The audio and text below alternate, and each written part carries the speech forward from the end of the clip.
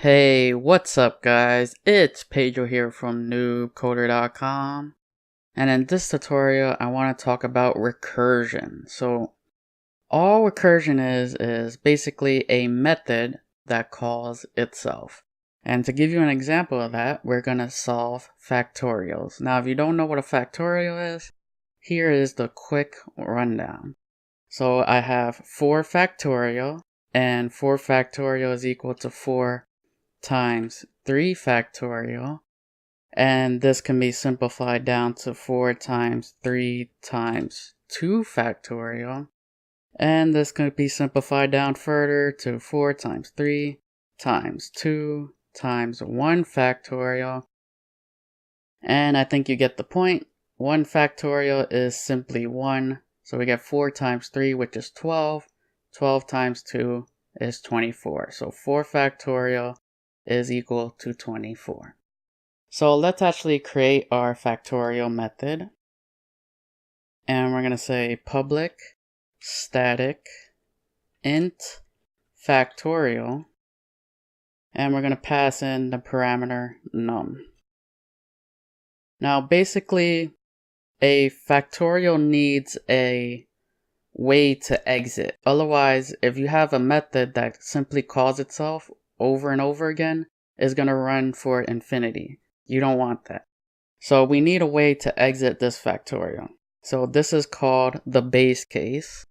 And let me comment that, base case. And this is the most simplest answer to a factorial. So the simplest answer is 1 factorial. So we know the answer to that. So if num is less than or equal to 1, what do I want to do? I want to return 1. Okay, so that's the base case. The base case exits this factorial. Now, here comes where the recursion comes in. So I hit return, and I shouldn't have deleted these, my little example up here. But what do you notice with factorials? It's just the number. So if I had 4 factorial, just to reiterate, and I went 4 times 3 factorial, then I had 4 times 3 times 2 factorial. So basically we want this expression. So what I want to do is return num, which is 4 in this case, and then 3 factorial. So how would I do that? Num times factorial. So I'm calling the method itself. And I'm not passing in num anymore. I'm passing in num minus 1, which is 3. So num minus 1. And that's it. So let's comment this out, and this should work. So let me print out factorial 4. And if I execute this, we get the answer of 24. So let's take a step back and try to trace this. So I passed in the number 4. Is 4 less than or equal to 1? No. So 4 times 3 factorial, right? Because num is 4. So num minus 1 is 3. So num times 3 factorial. So this gets called again recursion. I'm calling the same method. So now num is equal to 3.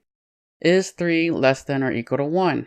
No. Return 3 times 2 factorial. Recursion applies again. Call itself. So now num is 2. Is 2 less than or equal to 1? No. 2 times 1 factorial. Recursion gets applied again. Call itself. And now num is 1. Is 1 less than or equal to 1? Yes. Return 1. So now, I don't expect this to make any sense. So what I want to do is actually head over to a diagram, and I'm going to show you what exactly is taking place internally in Java. Okay, so let's take a look at our diagram to see what exactly is happening internally in Java when we make a recursive call. So this is called a stack. A stack is basically a data structure in programming, and that's how recursion calls get handled. And this is just our method, so we can take a look at it as we're filling up our stack. So we made a call initially. We said factorial 4. So basically what recursion does is it tries to break the problem down into an easier and easier problem so that it can solve it. So when I say factorial 4, well, 4 gets passed in. Is 4 less than or equal to 1? No. Return 4 times factorial 3. So let's write that in. 4 times factorial 3. And keep in mind that every time I add something to the stack, I am pushing it onto the stack. So this is the first move and this is the second move. So now we know factorial 4 is really 4 times factorial 3. But Java says, hey, I still don't know how to solve this. I don't know what factorial 3 is equal to. So make a recursive call again. Factorial 3. Is 3 less than or equal to 1? The answer is no. So return num times factorial 2. So num is 3 in this instance times factorial 2. So I keep pushing onto the stack. I keep adding items. So now Java's saying, hey, that's fine and dandy, but I don't know what factorial 2 is. I don't understand it. So then Java makes a recursive call again. So we get, is 2 less than or equal to 1? No. So factorial 2 is equal to 2 times factorial 1. So we get 2 times factorial 1. Okay, so now what you're thinking here is, okay, so Java doesn't know what this is, 2 times factorial 1. But it does know what factorial 1 is, right? So when I make this call, factorial 1, 1 gets passed in. Is 1 less than or equal to 1? Yes. So we do in fact know what factorial 1 is equal to. So we can say factorial 1 is equal to 1. Because that's what it says. Return 1. So now we have to remember what 2 times 1 is. 2 times 1 is 2. And this line of code, or this item, or this in memory, represents factorial 2, right? Because 2 is equal to 2. Factorial 2 is equal to 2 times factorial 1. Factorial 1 is 1. 2 times 1 is 2. So we pop this off of the stack and return it to this line now. So when we pop, we delete it. We remove it off the stack. So what we're doing is returning 2 now, because factorial 2 is 2. So then Java says, okay, now I'm starting to solve the problem. So we get 3 times 2, and this is equal to 6. Pop the stack again.